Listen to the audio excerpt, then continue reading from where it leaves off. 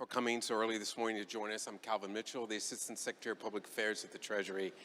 The Secretary will give a few minutes of prepared remarks and then we'll take questions. I'll remind you that if you're watching online, please mute. I'll let the Secretary take it from here. Thank you. Good morning, everybody. Thank you all for joining us. I'd like to start by thanking the Italian government, especially Minister Franco and Governor Visco. They've been wonderful hosts. At the end of our G7 meetings last month, I said that I believed we were seeing a revival of multilateralism. Then, 10 days ago, we got word that the overwhelming majority of the world's nations, now 132 countries representing more than 90% of global GDP, agreed to the outlines of a global tax deal. Which brings us to today. We've just completed a long weekend of very productive meetings, and we continue to see consensus around and enthusiasm for a global corporate minimum tax rate of at least 15%, as well as a partial reallocation of taxing rights to reflect the realities of the modern business world.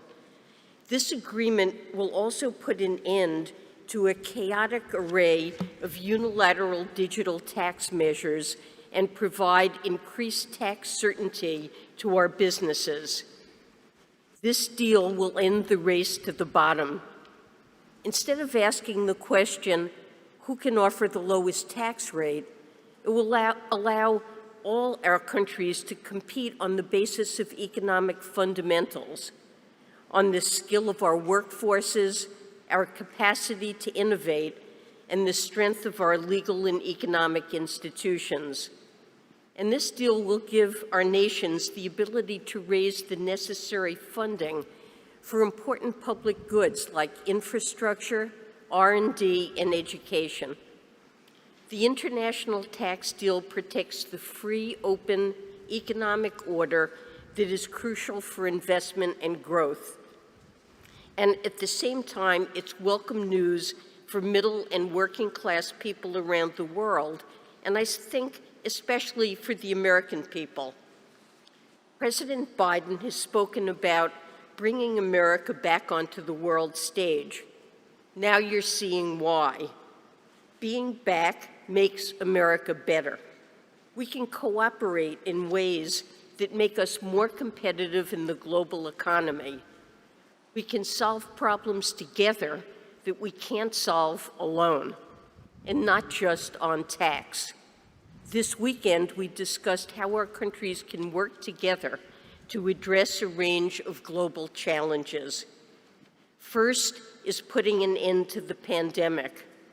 Right now, the best way to fight this pandemic is more equitable vaccine distribution worldwide and more fiscal policy support where feasible. The United States, like other major economies, has made significant progress rolling out COVID vaccines. But we know that the pandemic is far from under control in many parts of the world, especially in many low-income nations. And as long as the virus continues to spread, we're all still at risk. To that end, the United States is pledged to share 580 million vaccine doses, and I've strongly urged my G20 counterparts to step up their support. In addition to finance, the international community must do more to fill near-term gaps in planning, coordination, and logistics. This includes accelerating the equitable delivery and distribution of vaccines, as well as diagnostics and therapeutics, and helping low and middle-income nations fight new flare-ups of the virus quickly. I pressed for G20 finance and health ministers to address these potential gaps in the lead-up to our joint meeting in October. Looking forward, we know this won't be the last global health crisis, and I want to thank Italy for its leadership to enhance pandemic preparedness.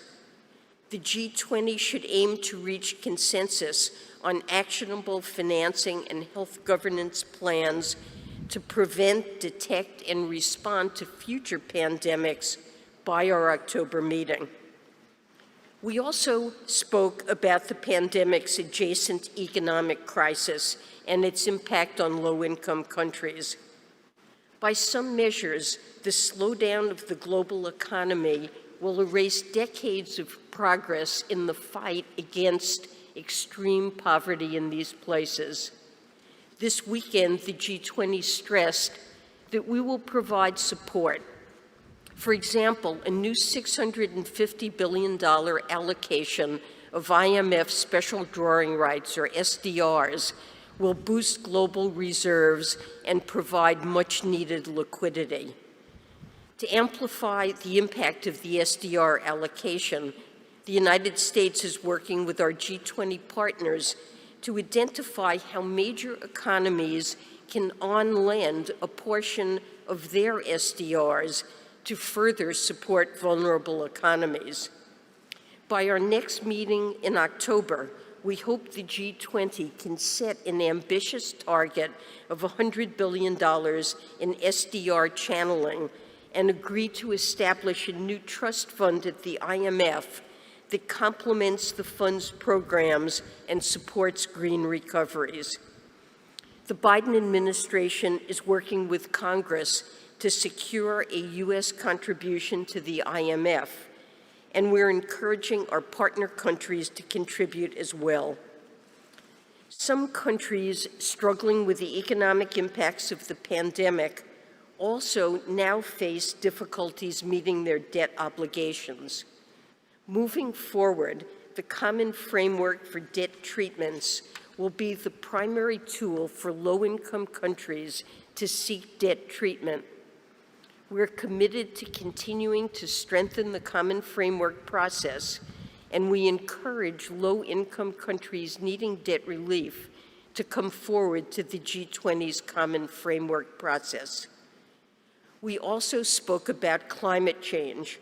The G20 includes some of the world's largest emitters, and being across the water from Piazza San Marco and all the rest of Venice's beauty, we had a clear view of what was at stake if we do not act decisively.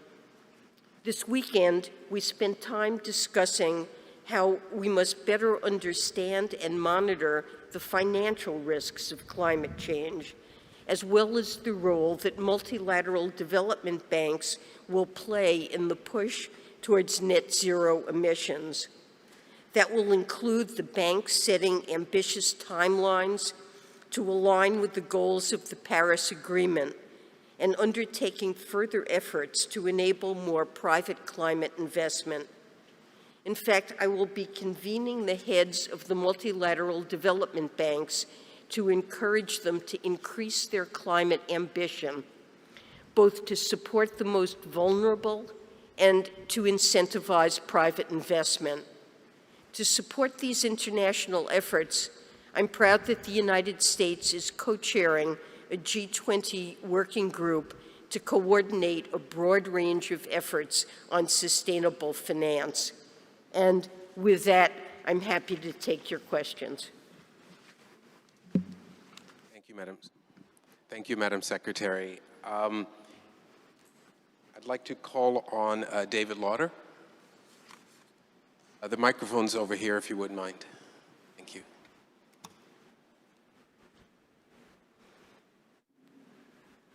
Hi, buongiorno, Secretary Yellen. David Lauder with Reuters here. I wanted to ask you a bit about the SDR allocation. What are the impediments here to getting this on-lending mechanism put in place? The G20 didn't exactly endorse the $100 billion target this time around. What do you need to do to get that in place for a broader array of countries? How do you get around the reserve asset issue? And were you able to bring the Chinese officials on board with this plan? Thank you. So we have had some discussion of SDR channeling at this meeting. There is no formal proposal yet that countries have had to, been asked to endorse, but we have heard general support around the table for the idea of SDR channeling. I expect more to occur in October, but the IMF has developed a proposal for a trust fund that could serve, along with the poverty reduction and growth trust that already exists, as two vehicles that would serve to support SDR channeling for a variety of purposes. You mentioned reserve assets. It is true that a number of countries can really only lend their SDRs back to the IMF if they will continue to count as reserve assets.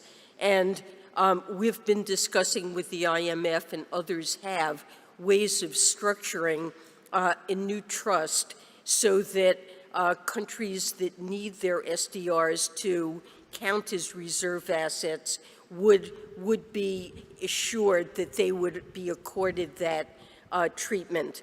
So it might require that there be a certain level of outright donations to the fund to work as a kind of equity base for the fund so that there could be tranches with different levels of exposure. But how to design the fund so that countries can have their lending continue to count as reserve assets, that's something we're very focused on, and I believe that's a soluble problem. Does China support this plan at this time? I haven't had specific discussions with China about this. I'm hopeful that they will be supportive. Thank you. Thank you. Anyone else in the room who's have a question? Okay, Chris Condon from Bloomberg.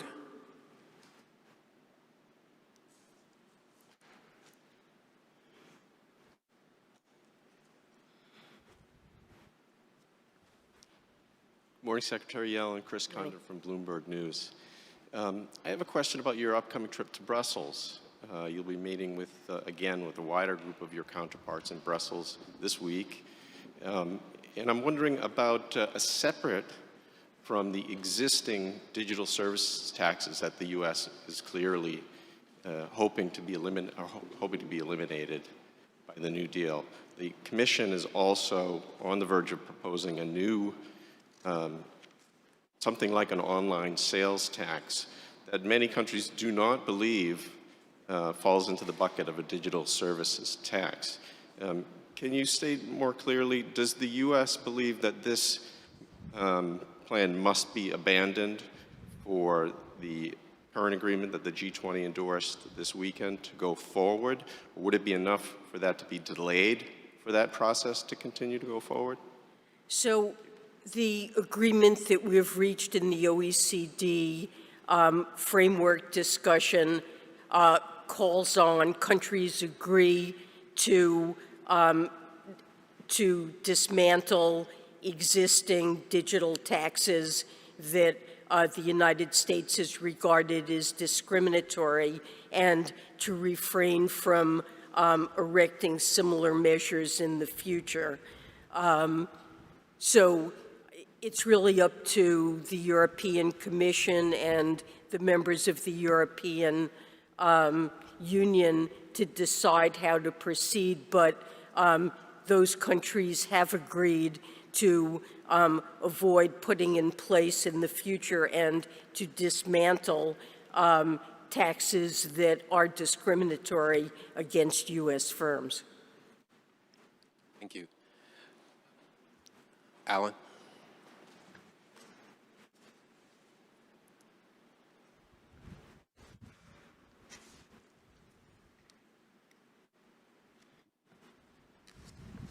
Secretary Yellen, Alan Rappaport from the New York Times.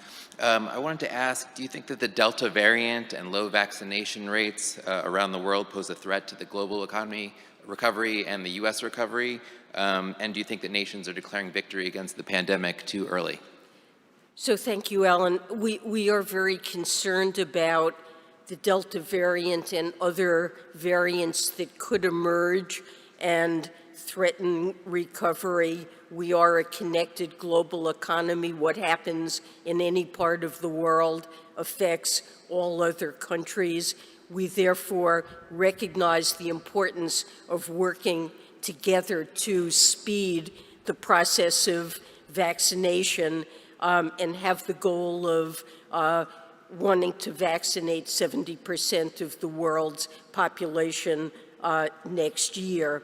We recognize that while a lot has been done to finance the purchase of vaccines, with respect to logistics, both for vaccines, distribution, sending vaccines to areas where there is increasing infection, to so-called hotspots around the world, therapeutics, PPE, and other things, that we need to do something more and to be more effective. And so much of our time this weekend was spent discussing what we can do in the near term. We're focused on the medium and longer term, and we had a very important report about preparing for future pandemics. We certainly realized we also need to do more in the near term. The WTO, the IMF, the World Bank, the WHO have formed a task force to work on this, and we've asked that we have regular monthly reports on how that work is going, and that we address this issue more fully in October. But certainly, variants represent a threat to the entire globe. Thank you. Giovanna?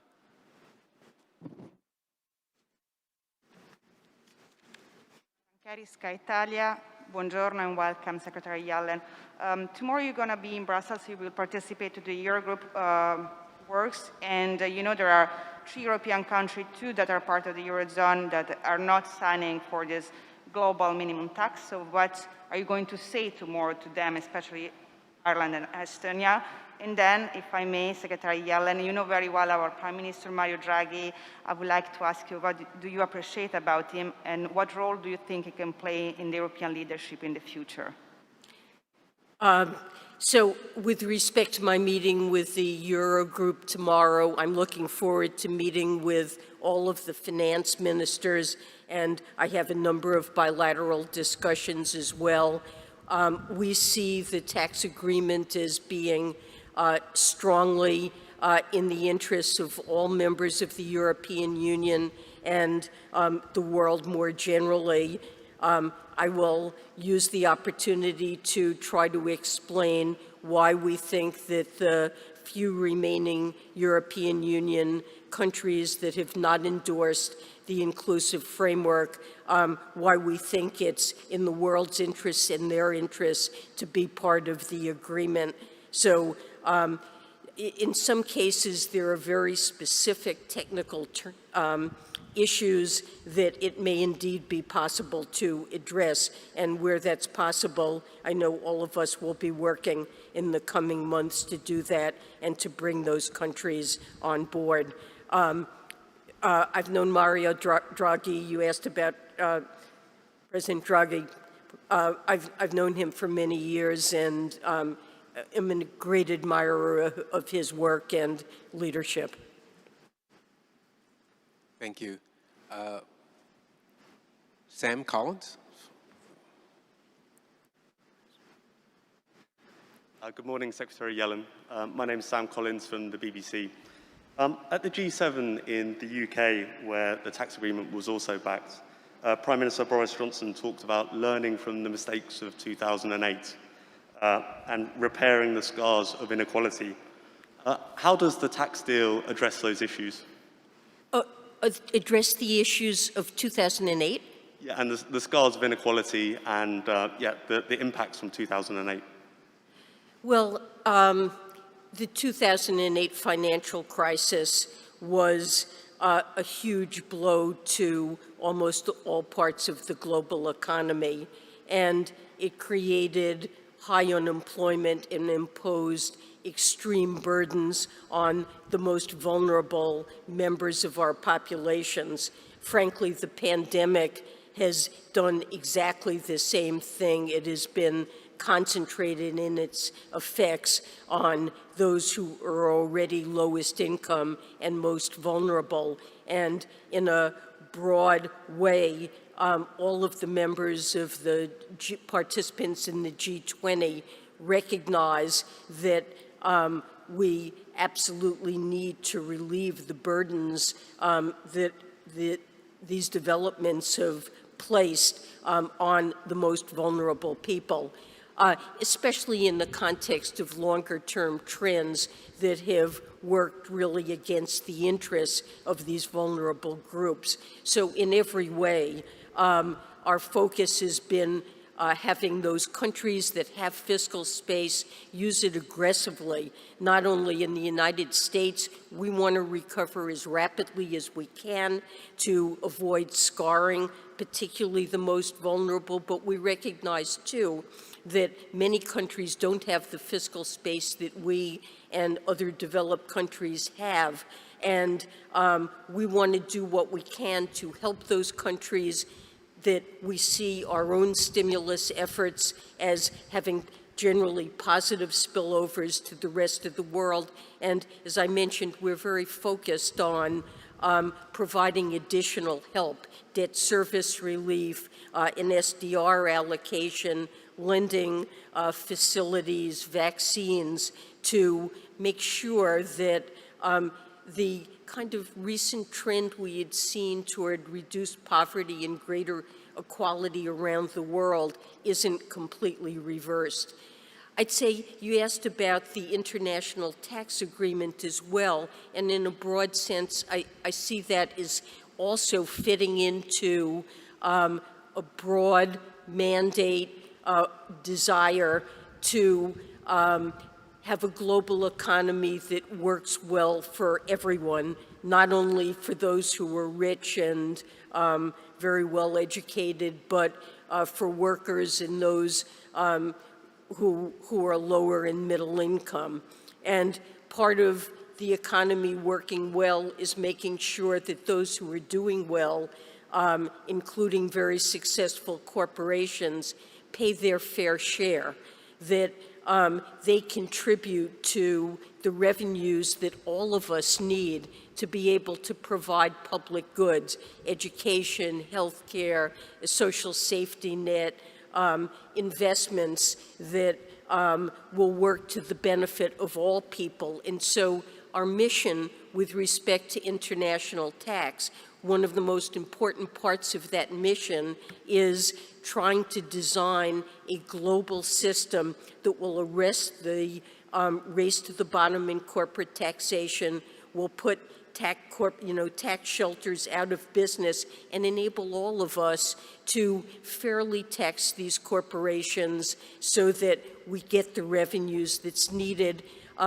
for everyone, including the corporations themselves, to benefit from being in an environment that's well equipped with modern infrastructure and supports.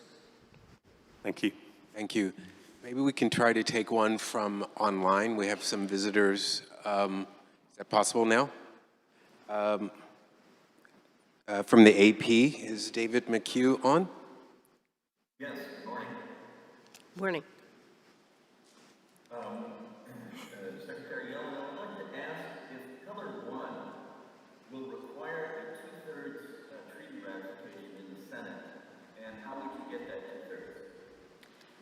two-thirds? So the details of Pillar 1 remain to be negotiated. I would say that Pillar 2 is further along than Pillar 1. In Pillar 2, we're hoping to have incorporated in the coming budget resolution and reconciliation bill the changes that are necessary to put it into effect. But Pillar 1 will be on a slightly slower track. We will work with Congress. Maybe it will be, ready in the spring of 2022, and try to determine at that point what's necessary for implementation. Thank you. I think the Secretary has to move on to her next event this morning. So, Madam Secretary, thank you for your time this morning. Thank you very much.